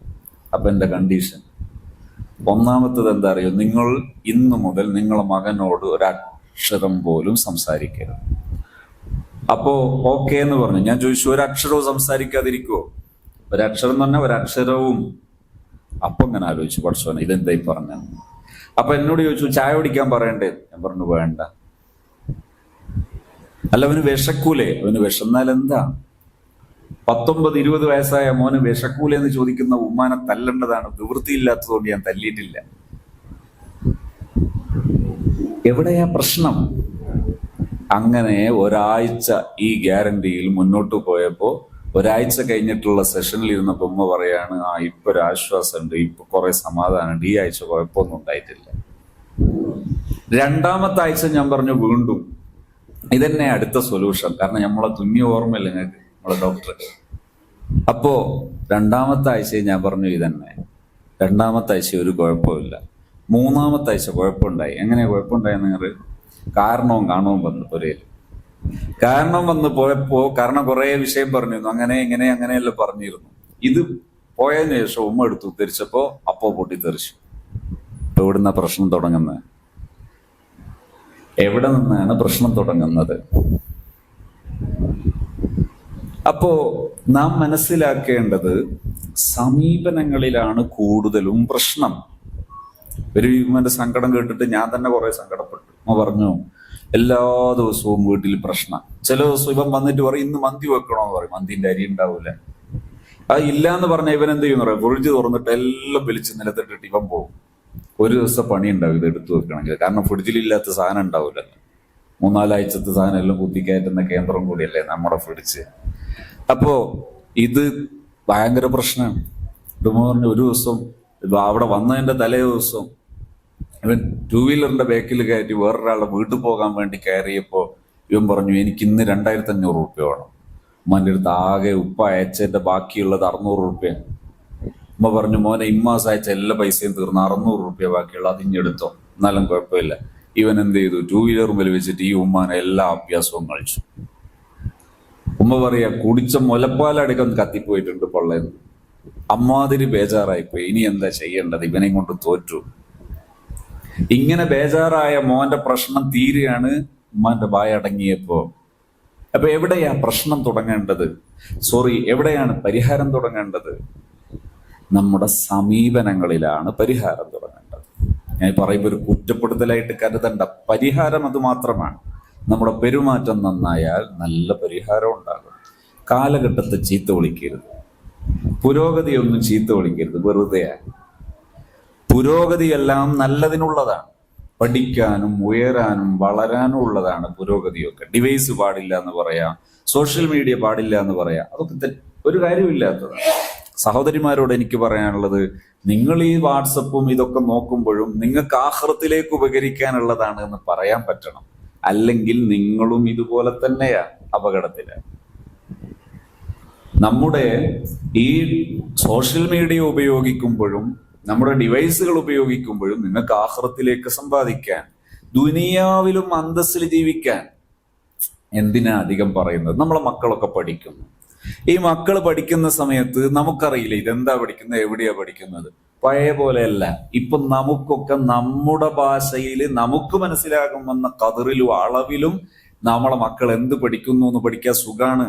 പഴയതുപോലെയല്ല. ഏത് പ്രായമുള്ള ആൾക്കും തോണ്ടിപ്പടിക്കാവുന്ന രീതിയിൽ കാര്യങ്ങൾ എത്തിപ്പെട്ടിട്ടുണ്ട്, പഠിക്കാൻ കഴിയും. അപ്പൊ ആവശ്യമുള്ള വിഷയങ്ങളൊക്കെ ഇതേ സാധനം തന്നെ, അഥവാ യൂട്യൂബിലോ അല്ലെങ്കിൽ ChatGPT പോലെയുള്ള AI-യുടെ സ്രോതസ്സുകളിലോ നമ്മൾ ഒന്ന് പോയാൽ നമുക്കും പഠിക്കാം. ഇത് എളുപ്പമാണ്. ഒരു വലിയ വിദ്യാഭ്യാസം ഇതിന് വേണ്ട. അതുകൊണ്ട് അങ്ങനെ പഠിക്കാൻ ഈ സാധനം ഒന്ന് ഉപയോഗിച്ചാൽ എന്തൊരു സുഖമുണ്ട്. ആവശ്യമുള്ളതൊക്കെ പഠിച്ച് നമുക്ക് ആവശ്യമുള്ളതൊന്ന് പഠിക്കുക. നമുക്ക് ആവശ്യമുള്ളതൊക്കെ ആ വിഷയത്തിൽ ചിലയിടത്തൊക്കെ നല്ല പുരോഗതിയുണ്ട്. ഇപ്പൊ ചില സ്ഥലത്തൊക്കെ പോയാൽ, ഇപ്പൊ കുറ്റ്യാടിയിൽ മലപ്പുറത്തെ പത്തിരി കിട്ടണമെന്ന് പറഞ്ഞാൽ കിട്ടും. എന്താ സാധനം? ഗൂഗിൾ ഉസ്താദിനോട് ചോദിച്ചാൽ, യൂട്യൂബ് ഉസ്താദിനോട് ചോദിച്ചാൽ മലപ്പുറത്തുകാരുണ്ടാക്കുന്നത് അങ്ങനെ തന്നെ ഉണ്ട്. എവിടെയാ പോയേക്കേണ്ടത്, എവിടെയാണ് ചൂടുവെള്ളം ചേർക്കേണ്ടത്, എല്ലാം പഠിപ്പിക്കുന്ന അതവിടെ ഉണ്ട്. പാചകമൊക്കെ എല്ലാം അങ്ങനെ കിട്ടും. ചിലപ്പോഴൊക്കെ സങ്കടമാകുമെന്ന് മാത്രം. 3 ദിവസത്തെ ചോറെല്ലാം ഒന്നിച്ച് പയാക്കി തരുന്ന, അല്ലെങ്കിൽ പുതിയ പല പലഹാരാക്കി തരുന്ന സംവിധാനം ഉണ്ടാവുമെന്ന് മാത്രം. എന്നാലും സാരമില്ല, പുരോഗതി തന്നെയാണത്. ഞാൻ പറഞ്ഞത് നമുക്കത് ഉപയോഗിക്കാം, പുരോഗമനാത്മകമായി ഉപയോഗിക്കാം. അല്ലാതെ 10ാം ക്ലാസ്സുകാരെ ഗ്രൂപ്പ് ഒന്ന് വേറെ, 32 കൊല്ലമായി കഴിഞ്ഞിട്ട് എന്നിട്ട് 10ാം ക്ലാസ്, ഇതിനൊക്കെയാ മാനസികം എന്ന് പറയേണ്ടത്. എന്ത് കാര്യത്തിനാ? കൂലി കിട്ടാനാണ്. അല്ലൊരു നൊസ്റ്റാൾജിയ. എന്തെങ്കിലും നൊസ്റ്റാൾജിയ സൂക്കേടാണത്. എന്തെങ്കിലും ഒരു ഉപകാരം വേണം. ഒരു ഉപകാരവും ഇല്ല. അതൊരു കൂട്ടായ്മ, ഒരു പേര് കൂട്ടായ്മ. ബഷീർ എന്നുള്ള പേരുള്ള എല്ലാവരും കൂടി ഒരു കൂട്ടായ്മ. ഇതൊക്കെ എവിടുന്നാണ് ഈ സൂക്കേട്? വേറെ പണിയൊന്നും ഇല്ലാതെ ഉണ്ടാകുമ്പോൾ ഉണ്ടാകുന്ന സൂക്കേടാണ്, വെറുതെ ഇരിക്കുമ്പോൾ ഉണ്ടാകുന്ന സൂക്കേടാണ്. കാര്യം വേണം, എന്തെങ്കിലും ഒരു ഫായിദ ഉണ്ടാകണം. മുഖ്മാഫി ആകരുത് തീരെ. അപ്പോ നമ്മൾ ഈ ഇത്തരം ഡിവൈസുകൾ ഉപയോഗിക്കുന്നിടത്ത്, നെറ്റ്വർക്ക് ഉപയോഗിക്കുന്നിടത്ത് നമുക്കൊരു ദിശാബോധമുണ്ടെങ്കിൽ നമ്മുടെ പുതിയ തലമുറയിലെ മക്കളെ വളരെ കൃത്യമായി നയിച്ച് മുന്നോട്ട് കൊണ്ടുപോകാൻ നമുക്ക് പറ്റും. ആകെ വേണ്ടത് എന്താണ്? മക്കളോട് മനസ്സ് തുറന്ന് സംസാരിക്കാൻ പറ്റണം. മക്കളോട് എല്ലാ വിഷയവും, എന്ത് വിഷയങ്ങളും തുറന്ന് സംസാരിക്കാൻ പറ്റണം. തുറന്ന് സംസാരിക്കാൻ പറ്റണമെന്ന് പറയുമ്പോൾ ചിലരൊക്കെ കുഴിയിൽ വീഴുന്ന ഒരു ഘട്ടവും കൂടിയുണ്ട്. മോള് പറയാണ്, +1 പഠിക്കുമ്പോൾ എനിക്കൊരു ക്രഷ് ഉണ്ട്. ഇപ്പം അങ്ങനെയാണല്ലോ, പുതിയ പേര് പറഞ്ഞാൽ ഭയങ്കര സംഭവമാണ്. ഇവൾക്ക് ഒരുത്തനോടൊരു പ്രത്യേക ഇഷ്ടമുണ്ട്, അല്ലെ മോന് വേറൊരുത്തിയോടൊരു പ്രത്യേക ഇഷ്ടമുണ്ട്. അപ്പൊ ഉമ്മാക്കും തോന്നാണ് കുറച്ചതൊക്കെ കൊള്ളാൻ. ശ്രദ്ധിക്കണം. ഉമ്മ പറയാണ്, ആയിക്കോട്ടെ നമുക്ക് നോക്കാം. ശ്രദ്ധിക്കേണ്ടത്, ഈ പറച്ചിലുകാരായി നിങ്ങൾ മാറരുത്. നിങ്ങൾ അതേ സമയത്തിന് മോനത് പറയുമ്പോഴേക്ക് കത്തിയും കൊടുവാളും എടുക്കുക, അതും വേണ്ട. ഇത് രണ്ടിന്റെ ഇടയിൽ നിൽക്കണം. ആദ്യം മോനോട് ചോദിക്കുന്നു, എന്താ മോനെ ഉണ്ടായ സംഭവം? എന്താണ് മോളെ ഉണ്ടായ സംഭവം? ഈ ഉണ്ടായത് പറയുന്നു, എനിക്ക് ഇഷ്ടം തോന്നി. എന്തുകൊണ്ടാണ് ഇഷ്ടം തോന്നിയത്? അവരെവിടെയാണ്? പേരെന്താണ്? അവരുടെ വീടേതാ? എല്ലാം ഒന്ന് പഠിക്കുന്നു. പഠിച്ചതിന് ശേഷം ഈ മോളോട് അതിന്റെ പ്രായോഗികതയെ കുറിച്ച് പഠിക്കുന്നു. അങ്ങനെ പഠിച്ചതിന് ശേഷം നമുക്ക് കൺഫ്യൂഷൻ ഉണ്ടാകുന്ന ഒരു ഏരിയയാണ്.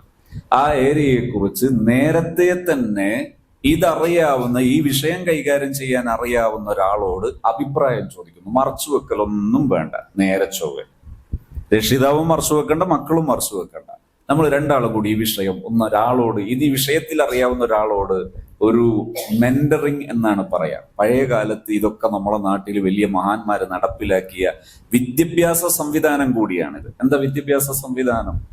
ലോകത്തെ ഏറ്റവും വലിയ വിദ്യാഭ്യാസ സംവിധാനം വളർത്തിയത് സയ്യിദുന മുഹമ്മദ് റസൂലുള്ളാഹി സ്വല്ലല്ലാഹു അലൈഹി വസല്ലം തങ്ങളാണ്. നബിതങ്ങൾ വളർത്തിയ വിദ്യാഭ്യാസ സ്ഥാപന സംവിധാനമാണ് ദർസ് എന്ന് നമ്മുടെ നാട്ടിൽ പൂർവ്വകാലത്ത് വിളിക്കപ്പെട്ട ഏറ്റവും വലിയ യൂണിവേഴ്സിറ്റി.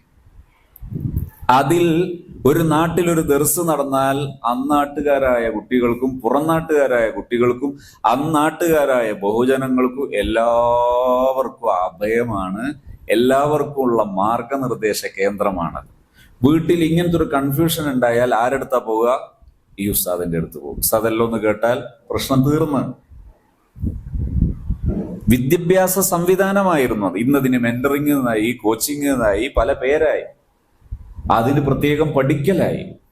അതൊക്കെ നേരത്തെ തന്നെ സംയോജിപ്പിച്ചു കൊണ്ടുപോകുന്ന ഒരു സിസ്റ്റമാണ് ഒരു മുത്തഹിദായ, യൂണിവേഴ്സലായ, ഒരു ഒത്തുപോകുന്ന, എല്ലാം കൂടി ഒത്തുവരുന്ന ഒരു സിസ്റ്റം. ആ സിസ്റ്റം നേരത്തെ നടപ്പിലാക്കപ്പെട്ടതാണ്. ഇത് മനസ്സിലാക്കി നമ്മൾ ഒരാളോട് അന്വേഷിക്കുന്ന ഒരു സ്വഭാവം ഉണ്ടായാൽ അതിന് പരിഹാരം ഉണ്ടാകും. പകരം എന്ത് ചെയ്യരുത്? കാടടക്കി വെടി വെക്കുകയും ചെയ്യരുത്, നേരത്തെ തന്നെ പെർമിഷൻ കൊടുക്കുകയും ചെയ്യും. ഒരു ദിവസം ഒരു ഉമ്മ വരിക, ഫാർമസിസ്റ്റായ മോളെയും കൊണ്ട്. ഉമ്മാന്റെ പറച്ചിലെന്താ? എങ്ങനെയെങ്കിലും ഒന്ന് സലാമത്താക്കി തരണം, ഇന്ന് രാവിലെ ഞാൻ 35,000 ഫോൺ എറിഞ്ഞു പൊട്ടിച്ചിട്ടാ വരുന്നത്. ഉമ്മാന്റെ ഗർവം നോക്കണം. ഞാൻ ചോദിച്ചു, എന്തായിരുന്നു പ്രശ്നം? ഇവൾക്ക് ഒരുത്തനോടൊരു ബന്ധമുണ്ട്, ഇവളത് ഇപ്പാ പറയുന്നത്. ഞാൻ ഇവരെ രണ്ടാളെ ഒന്നിച്ചിരുത്തിയിട്ട് ചോദിച്ചു, ഇതെപ്പോഴാ തുടങ്ങിയത്? 7 കൊല്ലം മുമ്പ് തുടങ്ങിയത്. ആരാ തുടങ്ങിക്കൊടുത്തതെന്നറിയോ? ഉമ്മ. ഈ വീട്ടിലെ, ഈ ഉമ്മയുടെ, ഈ മോളുടെ വീട്ടിലെ ഡൈനിങ് ഹാളിൽ രണ്ടാളെ ഒന്നിപ്പിച്ചിരുത്തിയിട്ട് ചായയും പാലും കൊടുത്തതാ ഈ ഉമ്മ. അന്ന് കാണാനും തൊടാനും പാടില്ലാത്ത മഹറമായ ബന്ധം പാടില്ല എന്ന് പറയാൻ ഉമ്മാക്ക് പറ്റൂല. ഉമ്മാക്ക് ജനറൽ മുസ്ലിം ആകണം. അന്ന് ഉമ്മാക്ക് സ്റ്റാൻഡേർഡ് ആകണം. ഇന്ന് ഇവർക്ക് 7 കൊല്ലം ഈ ഉമ്മ പാലും വെള്ളവും കൊടുത്ത് വളർത്തിയെടുത്ത ബന്ധം മുറിക്കണം പോലും. 35,000 ഫോൺ എറിഞ്ഞു പൊട്ടിച്ച് ഉഷാറിൽ വരിക. ഇത്തരം പോയത്തം ചെയ്യരുത്.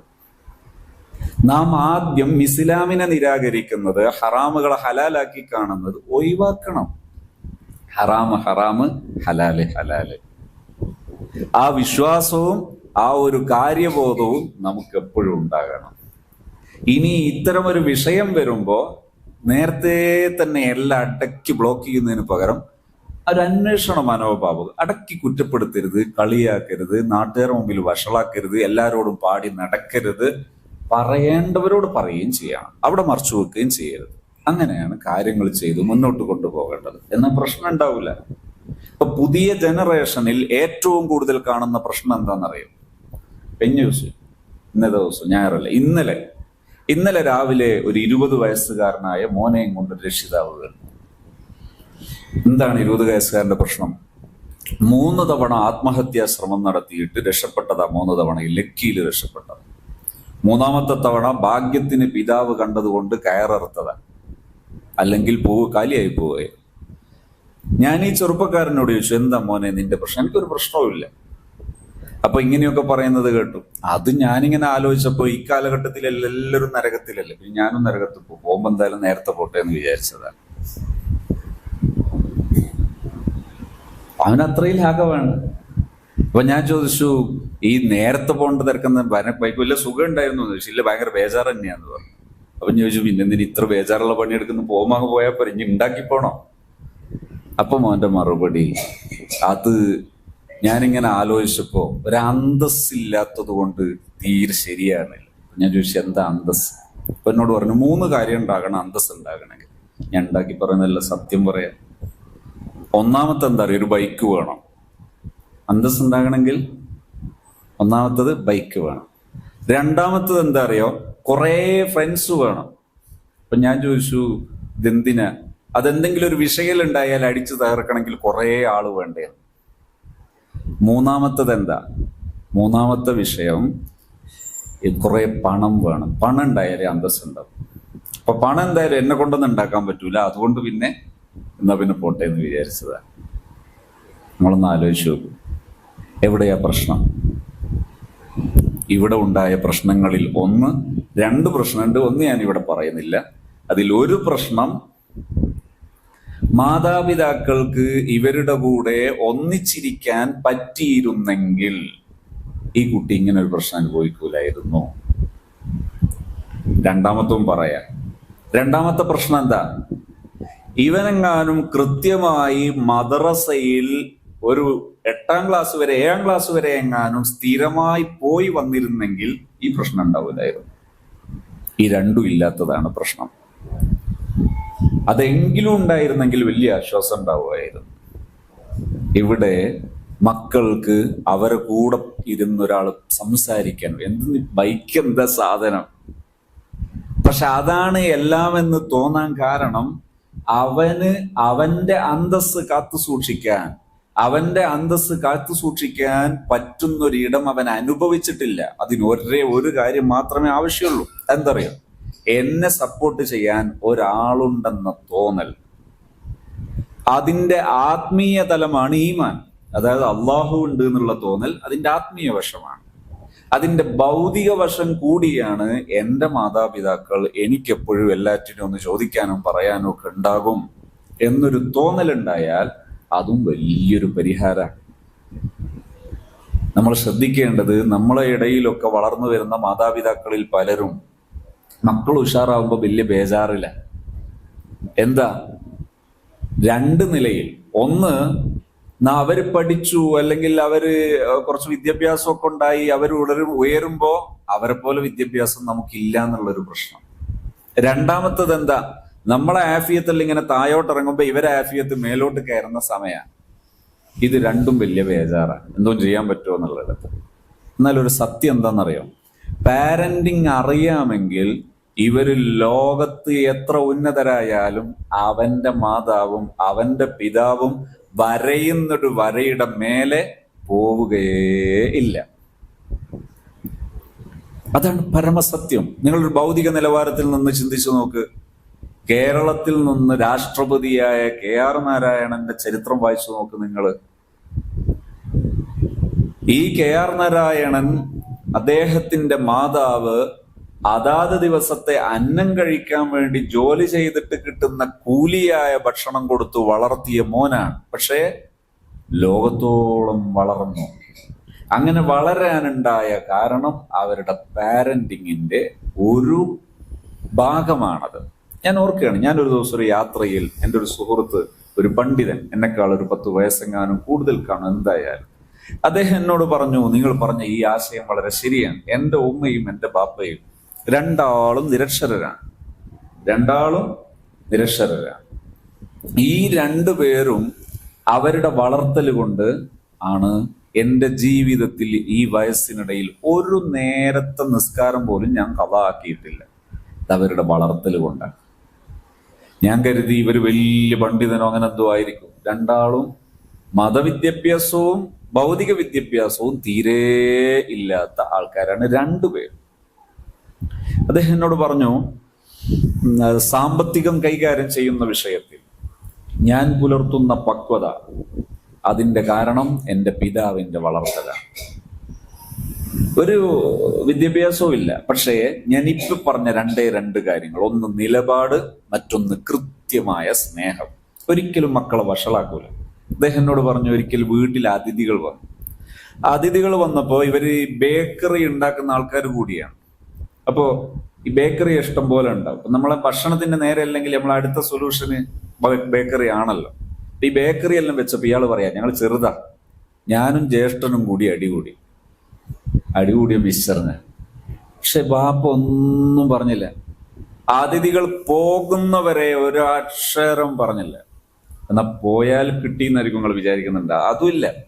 പോയതിനു ശേഷം രണ്ടാളോട് പറഞ്ഞു ഇങ്ങോട്ട് പോവാ. രണ്ടാളും പറഞ്ഞു പ്ലേറ്റ് എടുത്തുകൊണ്ട് വരാൻ പറഞ്ഞു. വടിയെടുത്തുകൊണ്ട് വരാനല്ല, പ്ലേറ്റ് എടുത്തുകൊണ്ട് വരാൻ പറഞ്ഞു. പ്ലേറ്റിൽ നിറയെ മിക്സർ ഇട്ടു. രണ്ടാൾ ഇട്ടതിന് ശേഷം ചോദിച്ചു, നമ്മളിതെന്തിനാ ഉണ്ടാക്കിയത്? കാരണം നമ്മൾ ഉണ്ടാക്കിയ സാധനം കൂടിയാണ്. അപ്പൊ ഇവര് പറഞ്ഞു വിൽക്കാന്, കാരണം സാധാരണ വിൽക്കുന്നതാണ്. അപ്പൊ വാപ്പ പറഞ്ഞു അല്ല. രണ്ടാമതും ചോദിച്ചു, മൂന്നാമതും ചോദിച്ചു. ഇവര് ഒന്നാമത്തെ ഉത്തരം തന്നെ പറഞ്ഞു. വാപ്പ പറഞ്ഞു ഇത് നിങ്ങൾക്ക് തിന്നാനുണ്ടാക്കിയതാണ്, നിങ്ങൾ തിന്നിട്ട് ബാക്കിയുണ്ടെങ്കിൽ കൊടുക്കാനുണ്ടാക്കിയത്. ഈ മക്കള് മിക്സറിന് തല്ലുകൂടുമ്പോ ബാപ്പ ചിന്തിച്ചത് എന്റെ മക്കൾക്ക് ഞാൻ ഉണ്ടാക്കിയ മിക്സർ അവർക്ക് കൊടുത്തിട്ടല്ലേ ഞാൻ അതിഥികൾക്ക് കൊടുക്കേണ്ട, മോശമായിപ്പോയി. ഏതായാലും അതിഥികൾ പോയിട്ട് മക്കൾക്ക് ആദ്യം കൊടുക്കട്ടെ എന്ന് ചിന്തിച്ച കരുണയുള്ള മനസ്സാണ് ബാപ്പയുടേത്. ഈ ആളെന്നോട് പറഞ്ഞ എന്താ അറിയാം, ഞങ്ങളെ ജീവിതത്തിൽ പിന്നെ മാനേഴ്സ് പഠിപ്പിക്കാൻ വേറൊരു ക്ലാസിന്റെ ആവശ്യം വന്നിട്ടില്ല. ഞാൻ പലപ്പോഴും ആലോചിക്കുന്നുണ്ട് ഇങ്ങനെയെല്ലാം പറഞ്ഞാൽ ശരിയാവോ? നമ്മൾ ആലോചിക്കണം. മക്കൾ ആത്മാഭിമാനത്തെ ഒരിക്കലും ക്ഷതപ്പെടുത്തരുത്. മക്കൾ ഉന്നതരാകും. വിധങ്ങൾ പഠിപ്പിച്ചതാണ് അക്രിമു ഔലാദക്കും. മക്കളോട് നല്ല മാന്യമായി സംസാരിക്കുകയും പെരുമാറുകയും, വഷളാക്കരുത്, നിന്ദിക്കരുത്, വേദനിപ്പിക്കുകയും വഷളാക്കൊന്നും ചെയ്യരുത്. നന്നാകും. അതിന്റെ ശരിയായ ഉദാഹരണം ഇപ്പൊ ഞാൻ പറയുന്നത്. നമുക്ക് പെട്ടെന്ന് മനസ്സിലാവില്ല, ചെയ്തു നോക്കണം. ചെയ്തു നോക്കിയാൽ വേഗം മനസ്സിലാവുകയും ചെയ്യും. ഞാൻ എൻ്റെ ഉമ്മമാരോട് പറയുന്നത്, നമ്മുടെ മനസ്സിൽ ശാന്തത ഉണ്ടാകണം, നമ്മുടെ മനസ്സിൽ ഈ നിലപാടുണ്ടാകണം, അല്ലെങ്കിൽ തീ തിന്ന് ജീവിക്കേണ്ടി വരും. ഒറ്റ സംഭവം കൂടെ പറഞ്ഞ് ഞാൻ എൻ്റെ വാക്ക് നിർത്തുന്നു. അധികം ദീർഘിപ്പിച്ചാൽ പിന്നെ മടുത്തു. ഒരു ദിവസം, ഒരു വെള്ളിയാഴ്ച ദിവസം എൻ്റെ അടുത്തൊരു പാരൻസ് ഈ ഒരു വിഷയം പറയാൻ വേണ്ടി വരികയാണ്. എന്താ പ്രശ്നം എന്നറിയാം? +1 പഠിക്കുന്ന മോന്റെ പ്രശ്നമാണ്. ഇത് പറയാൻ വന്ന വാപ്പ സംസാരിക്കുന്നില്ല. അയാൾ ഇങ്ങനെ കരയുന്നു. ഞാൻ അയാളെ ശ്രദ്ധിച്ചപ്പോഴേക്ക് അയാൾ താഴോട്ട് വെക്കാൻ തുടങ്ങി, കണ്ണൊരിക്കാൻ തുടങ്ങി, കരച്ചിലോട് കരച്ചിൽ. ഒരു വാപ്പ, അതും നല്ല ആഫിയത്തും ഒക്കെ ഉള്ള ഒരു വാപ്പ കരയണമെങ്കിൽ എന്തുമാത്രം വിഷമം ഉണ്ടാവും. അയാൾ പറഞ്ഞു, ഇന്ന് വെള്ളിയാഴ്ച രാവിലെ എൻ്റെ ഭാര്യ പറയാ, എത്ര മക്കളെ ഈ അപകടമെല്ലാം പറ്റിയിട്ട് മരിച്ചു എന്ന്, എൻ്റെ മോനെന്താ അങ്ങനെ മരിച്ചു പോകാത്തത്? ഈ വാപ്പ പറയാ, ഞാൻ ആകെ തളർന്നുപോയി. സ്വന്തം പെറ്റ ഉമ്മ മോനെ കുറിച്ച് പറയാണ്, ഇവൻ എന്താ അങ്ങനെങ്കിലും ഒന്നും കഥ കഴിഞ്ഞു പോകാത്തത്. ഇത് പറയുമ്പോ ചിലപ്പോ നമ്മളും വിചാരിക്കും ഭയങ്കരം തന്നെയല്ലേ. നമ്മൾ ഈ മക്കളെ ആലോചിച്ച് ദുഷിച്ച് മനസ്സ് മുഷിഞ്ഞു, ഓ ഇവനെ കൊണ്ട് തോറ്റല്ല റബ്ബേ എന്ന് പറയുന്ന ആ മനസ്സില്ലേ, അതിന്റെ അർത്ഥവും ഇതിന്റെ അർത്ഥവും ഏകദേശം ഒരുപോലെയാണ്. രണ്ടും ഒരു തലത്തിൽ ലാനത്താണ്. അതുകൊണ്ട് തന്നെ മനസ്സ് നന്നാകണം. മക്കളോടുള്ള സമീപനവും മക്കളെക്കുറിച്ച് നമ്മളെ മനസ്സിലുള്ള ചിന്തയും നന്നാകണം. നമ്മളെ കൊണ്ട് നമ്മളെ മക്കൾ മുഷിയരുത്, കുടുങ്ങിപ്പോകരുത്. നമ്മളെ കൊണ്ട് മക്കൾ വളരണം, നമ്മളെ കൊണ്ട് മക്കൾ ഉയരണം, നമ്മളെ കൊണ്ട് മക്കൾ തകർന്ന് നശിച്ച് കുത്തുവാളെടുത്ത് പോകരുത്. നാം മക്കൾ വളരുന്നതിനനുസരിച്ച് അവരെ വളർത്തുന്നവരായി മാറണം. അള്ളാഹുവിനെ കുറിച്ചുള്ള ബോധം നമ്മുടെ കൽബില് എപ്പോഴും വരണം. മക്കൾ വളർന്ന് വലുതാകുമ്പോഴേക്ക് മക്കളെ ശല്യം ചെയ്യുന്ന രക്ഷിതാക്കളും ഇന്ന് കൂടുതലാണ്. ഒരു കല്യാണമൊക്കെ കഴിക്കുന്ന പ്രായമായി കല്യാണം കഴിച്ചാൽ പിന്നെ കൺട്രോൾ കൂട്ടുന്ന രക്ഷിതാക്കളുണ്ട് പലയിടത്തും. ചെയ്യാൻ പാടില്ല. ദുനിയാവിലും കുടുങ്ങിപ്പോ, ആഖിറത്തിലും കുടുങ്ങിപ്പോ. മക്കളും കുടുങ്ങും, പാപ്പയും രക്ഷിതാക്കളും കുടുങ്ങും. കാരണം ഇതൊരു വല്ലാത്തൊരു കത്തി പോലെ മൂർച്ചുള്ള ഒരു സാധനമാണ്. അത് ഇരുതല മൂർച്ചുള്ള ഒരു സാധനമാണ്.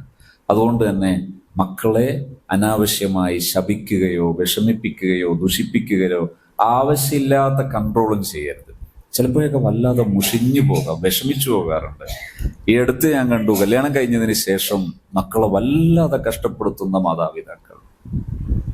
ചിലയിടത്ത് ഉമ്മമാർ, ചിലയിടത്ത് ഉപ്പമാർ. ചെയ്യാൻ പാടില്ല. അവർക്ക് മനസ്സമാധാനം കൊടുക്കണമെന്ന് ആദ്യം നമ്മൾ ചിന്തിക്കണം. അങ്ങനെ മക്കളോട് സമീപിക്കാൻ അറിയാതിരുന്നാൽ തെറ്റിദ്ധരിക്കരുത്, ഒരു തെറ്റിനെയും അംഗീകരിക്കരുത്. തെറ്റിനെ അംഗീകരിക്കുന്നതും ഈ കാലഘട്ടത്തിലെ വലിയൊരു മുസീബത്താണ്. പ്രത്യേകിച്ച് കല്യാണം പോലുള്ള ചടങ്ങൊക്കെ വരുമ്പോൾ ഹറാമിനൊന്നും ഒരു വിലയും ഇല്ല. ഹറാമാണെന്ന് പറയാനുള്ള യാതൊരു ധൈര്യവും ഇല്ലാത്ത മക്കൾ, രക്ഷിതാക്കൾ. കല്യാണമൊക്കെ വരുമ്പോൾ പ്രത്യേകിച്ച് മണ്ഡപത്തിലെല്ലാം മിങ്കിളാണ്, ഒരു പ്രശ്നവുമില്ല. ഞാൻ ഒറ്റ കല്യാണത്തിന് ഇപ്പോൾ പോകില്ല, ക്ഷണിച്ചാലൊന്നും ഞാൻ പോകില്ല. ഈ ഒരു കാരണം കൊണ്ട്, ഈ ഹറാമ് കണ്ടിട്ട് മുണ്ടാതെ നമ്മൾ ഭക്ഷണം കഴിച്ച് പോകാറുണ്ട്. എങ്ങനെ ഇത് സാധ്യമാകുക? ഈ ഹറാം അങ്ങനെ തന്നെ നടന്നിട്ട് നമ്മൾ അതും കണ്ടിങ്ങനെ പോകാറുണ്ട്. അവരവര് ചെയ്യുക, അവരവർ ആഖിറത്തിലേക്ക് കൊണ്ടുപോകും. ഒരു സ്ഥലത്ത് ഞാൻ ഭയങ്കര വീര്യത്തിൽ ക്ഷണിച്ചിട്ട് പോയതാ. സുബ്ഹാനല്ലാഹ്, വേറൊരുത്തേന്ന് ഭക്ഷണം കഴിക്കാണ്ട പോയ മൂപ്പര വീര്യത്തിന്റെ കടുപ്പം കൊണ്ട് അവിടെ എത്തി നോക്കുമ്പോൾ ആണുങ്ങളും പെണ്ണുങ്ങളെല്ലാം ഒന്നിച്ച് ഭക്ഷണം കഴിക്കാൻ. ഞാൻ അങ്ങനെ തന്നെ പോകും. ഇത് എവിടുന്ന് പഠിച്ചതാ ഈ ഹറാമ തീർത്ത് വലിച്ചു വിടാൻ? എന്തിനെ കല്യാണം കഴിക്കുന്നത്? കല്യാണത്തിന് ഇങ്ങനെ ഒരു ഷർത്തും ഫർദും ഇസ്ലാമിലുണ്ടോ? ആ ഒരു വലിയും ഒരു സൗജും 2 സാക്ഷിയും എത്ര എളുപ്പ. ഇസ്ലാമിൽ അത്രയേ ഉള്ളൂ. ആരാ ഇതെല്ലാം പഠിപ്പിച്ചത്? എന്തിനാ ഇത്ര നിർബന്ധം? ഹറാം ഇല്ലാതെ ചെയ്യാൻ പറ്റുന്ന ഹലാലായ സംഗതി ഉണ്ട് ചെയ്തോ. ഹറാമുകൾ ചെയ്തിട്ട് ഒന്നും അറിയാത്ത പോലെ, ഞാനൊന്നും അറിയില്ല രാമനാരായണ എന്ന് പറയുന്ന ആ സ്വഭാവം, ആ പൊട്ടത്തരൊക്കെ ഒന്ന് അവസാനിപ്പിച്ച് ഈമാനും ഇസ്ലാമും ജീവിതത്തിൽ വേണം. അത് നമ്മളെ രക്ഷിതാക്കളിൽ മക്കൾ കാണും. അത് കരുതിയിട്ട് മക്കളെ ചീത്ത വിളിക്കണമെന്ന് അർത്ഥമില്ല, മക്കളെ വഷളാക്കണമെന്ന് അർത്ഥമില്ല, അവരെ നാട്ടുകാരുടെ ഇടയിൽ വഷളാക്കണം, ഇങ്ങനെയൊന്നും അർത്ഥമില്ല. പറയേണ്ടതുപോലെ മാനമായി പറഞ്ഞാൽ മതി. മക്കളെ, ഹറാമിന് ഞാനില്ല. ഞാൻ വളരെ ചിന്തിക്കുകയാണ്. ഈ അടുത്തൊരു സ്ഥലത്ത് ഒരു വീട്ടില് കല്യാണത്തിനോടനുബന്ധിച്ച് കോൽക്കളി നടത്താൻ തീരുമാനിച്ചു. അവിടുത്തെ വലിയുപ്പ അയാള് ഇതുണ്ട് എന്ന് അറിഞ്ഞപ്പോ അയാള് പവണങ്ങളോട് പറഞ്ഞു, എന്റെ കുപ്പായം കൊണ്ടല്ലേ എടുക്കുമോളെ. അയാൾ പറഞ്ഞു, ഞാൻ കല്യാണത്തിനോട് ഉണ്ടാവില്ല, പരിപാടിയിൽ നിങ്ങൾ കഴിച്ചോ, കഴിഞ്ഞിട്ട് ഞാൻ ഇങ്ങനെ വരും. അതായത് അവിടെ അദ്ദേഹം വിശ്വസിക്കുന്ന സ്റ്റാൻഡേർഡിന് ചേർന്നതല്ല എന്ന് വിശ്വസിക്കുന്ന സാധനം കണ്ടപ്പോൾ അയാൾ പറഞ്ഞു, ഈ തെറ്റും കുറ്റവും ചെയ്തിട്ട് ഞാനും അതിന്റെ കൂടെ ഉണ്ടെന്ന് കരുതരുത്, നിങ്ങൾ നടത്തിക്കോ, കഴിഞ്ഞിട്ട് ഞാൻ ഇവിടെ ഉണ്ടാവും, അന്ന് ഞാനിവിടെ ഉണ്ടാവൂല. ഇത്രേ ആവശ്യമുള്ളൂ. ഇത് എന്ത് തോന്നിയാസെന്നാണ് ബാന്ന് പറഞ്ഞ് നോക്കി നിൽക്കാൻ എല്ലാവരും ഉണ്ട്. പിന്നെ എങ്ങനെ ഇത് നിൽക്കുക? എന്നിട്ട് നമ്മൾ അപ്പുറം നിന്നിട്ട് പറയുകയും ചെയ്യും ഇതെന്തൊരു മുസീബത്താന്ന് പറയുകയും ചെയ്യും. അതിന് പകരം നോ പറയേണ്ടടുത്ത് വെറും നോ പറഞ്ഞാൽ മതി. ഇത് ഹറാമാണ്, ഹറാമിന് ബാപ്പ ഇല്ല മക്കളെ എന്ന് പറഞ്ഞാൽ മതി, ഹറാമിന് ഉമ്മ ഉണ്ടാവില്ല എന്ന് പറഞ്ഞാൽ മതി. വേറെ ഒരു കുലുമാലിനും നിൽക്കണ്ട, ഒരു ബഹളവും വേണ്ട, തോന്നിയാസം പറയണ്ട, തല്ലണ്ട, കുത്തണ്ട, ഒന്നും ചെയ്യണ്ട. അത്രയേ ആവശ്യമുള്ളൂ. നമുക്ക് ദുനിയാവിലും ഇജ്ജത്തുണ്ടാവും, ആഖിറത്തിലും ഇജ്ജത്തുണ്ടാവും. ഇതൊക്കെ പറയുമ്പോൾ ചിലപ്പോൾ നമ്മളെ ജീവിതത്തിൽ എവിടെയെങ്കിലും ചെറിയ ചെറിയ തെറ്റും കുറ്റം ഉണ്ടെങ്കിൽ അതിന് ദുനിയാവ് തീർത്ത് എല്ലാ തെറ്റും കുറ്റവും അംഗീകരിക്കണം എന്നാ. തെറ്റുണ്ടെങ്കിൽ തൗബ ചെയ്യുക, അല്ലാതെ എല്ലാ തെറ്റിനെ അനുസരിച്ച് നടക്കാന്നല്ലല്ലോ. ജീവിതത്തിൽ തെറ്റോ കുറ്റോ ഒക്കെ ഉണ്ടെങ്കിൽ അതെല്ലാം തൗബ ചെയ്യുക. മറ്റു തെറ്റുകൾക്കും കൂടി അനുസരിക്കണമെന്ന് അർത്ഥം വെക്കാതിരിക്കുക. ഈമാനോടെ ജീവിക്കുക, ഈമാനോടെ മരിക്കുക. അള്ളാഹു തൗഫീഖ് നൽകുമാറാകട്ടെ. നമ്മുടെ മക്കളും നമ്മുടെ കുടുംബവും ചേർന്നുള്ള ജീവിതം അള്ളാഹു നല്ല സന്തോഷമുള്ള, ഈമാനുള്ള, തഖ്വയുള്ള ജീവിതം നയിക്കാൻ നമുക്കെല്ലാവർക്കും അള്ളാഹു തൗഫീഖും ഭാഗ്യവും നൽകുമാറാകട്ടെ. അൽഹംദുലില്ലാഹി റബ്ബിൽ ആലമീൻ ഹംദൻ യുവാഫി നിഅമഹു വയുകാഫിഉ മസീദ. اللهم صل وسلم وبارك على سيدنا محمد وعلى آل سيدنا ومولانا محمد أرحم الراحمين يا ربي. ഞങ്ങളെല്ലാവരെയും നീ ഈമാനുള്ള, തഖ്വയുള്ള നല്ല മോമിനീങ്ങളിൽ ഉൾപ്പെടുത്തണേ റഹ്മാനെ. ഞങ്ങൾക്ക് നല്ലതിനൊക്കെ തൗഫീഖ് വർദ്ധിപ്പിക്കണേ റഹ്മാനെ. തെറ്റുകളിൽ നിന്നും കുറ്റങ്ങളിൽ നിന്നൊക്കെ വിട്ടുനിൽക്കാനുള്ള ഭാഗ്യം തരണേ അല്ലാഹ്. ഞങ്ങളെയും മക്കളെയും ഒക്കെ നീ സ്വാലിഹീങ്ങളിൽ ഉൾപ്പെടുത്തണേ റഹ്മാനെ. നല്ലതിന് തൗഫീഖുള്ളവരാക്കണേ റഹ്മാനെ. പടച്ചോനെ, തരുന്ന ജീവിതം മുഴുവനും ആഫിയത്തിലും ഈമാനിലും തഖ്വയിലും ആക്കി തരണേ റഹ്മാനെ. മരിക്കുമ്പോൾ നല്ല ഈമാനോടെ മരിപ്പിക്കണേ റഹ്മാനെ. ഇവിടെയുള്ള ഈ പള്ളിയും മദ്രസയും ഈ കുറ്റ്യാടിയിൽ കാണുന്ന ഒരുപക്ഷെ ഒരുപാട് ആൾക്കൂട്ടം ചേർന്നാൽ കഴിയാത്ത വലിയ ദീനീ ഖിദ്മത്തുകൾ, സിറാജുൽ ഹുദയുടെ ഈ വലിയ സേവന വൃത്തം സൃഷ്ടിച്ചെടുത്ത ബഹുമാനപ്പെട്ട ഉസ്താദ് അവറുകൾ നീ നല്ല ആഫിയത്തുള്ള ദീർഘായുസ് തരണേ റഹ്മാനെ. ഞങ്ങളെ പ്രിയപ്പെട്ട എല്ലാ ഉസ്താദുമാർക്കും ഞങ്ങളെ സിറാജുൽ ഹുദയുടെ എല്ലാ ഖാദിമീങ്ങൾക്കും നീ നല്ല ഈമാനും തഖ്വയും ആഫിയത്തും സലാമത്തും സന്തോഷവും തരണേ റഹ്മാനെ. റബ്ബെ, ഞങ്ങളെല്ലാവരെയും നീ സ്വീകരിക്കണേ റഹ്മാനെ. പടച്ചോനെ, ഞങ്ങളെ മരിപ്പിക്കുന്ന സമയത്ത് നല്ല കാമിലായ ഈമാനോടെ മരിപ്പിക്കണേ റഹ്മാനെ. ഖബറിൽ ഞങ്ങളിൽ ആരെയും ശിക്ഷിക്കരുതേ റബ്ബെ. പടച്ചോനെ, ഞങ്ങൾ ആഖിറത്തിൽ വഷളാക്കരുതേ റഹ്മാനെ. റബ്ബെ, ഞങ്ങളെ ദുനിയാവിലെ ജീവിതത്തിലെ എല്ലാ വിഷയവും ഖാലിഖും റാസിഖും എല്ലാം കൊണ്ടും കാമിലായ റബ്ബെ, നിന്നിൽ ഞങ്ങൾ തവക്കുലാക്കി നിന്നെ ഏൽപ്പിക്കുന്നു റഹ്മാനെ. നീ ഞങ്ങളെല്ലാവരെയും ഏറ്റെടുക്കണേ റഹ്മാനെ. ഞങ്ങളെ ദീനീ ഖിദ്മത്തിന്റെ എല്ലാ ചലനങ്ങളും നീ ഏറ്റെടുക്കണേ അല്ലാഹ്. റബ്ബേ, ഞങ്ങളൊന്നും ഞങ്ങളിലേക്ക് ഏൽപ്പിച്ച് വഷളാക്കരുതേ അല്ലാഹ്. ഭാരത്തിലാക്കരുതേ റഹ്മാനെ, പരാജയത്തിലാക്കരുതേ റഹ്മാനെ. ഞങ്ങളോടൊപ്പം ദീനീ ഖിദ്മത്തിന് പുറപ്പെട്ട ഞങ്ങളെ മുഹിബ്ബുകൾ, അഹിബ്ബ, ഞങ്ങളെല്ലാരെയും നീ സംരക്ഷിക്കണേ റഹ്മാനെ. ഏറ്റെടുക്കണേ റഹ്മാനെ. അഭിവൃദ്ധിയിലാക്കണേ റഹ്മാനെ. ഗിനയിലും ഇസ്സത്തിലുമാക്കണേ റഹ്മാനെ. ربنا تقبل منا إنك أنت السميع العليم وتب علينا إنك أنت التواب الرحيم. آمين برحمتك يا أرحم الراحمين. صلى الله وسلم على سيدنا محمد وآله وصحبه أجمعين والحمد لله رب العالمين. السلام عليكم ورحمة الله وبركاته.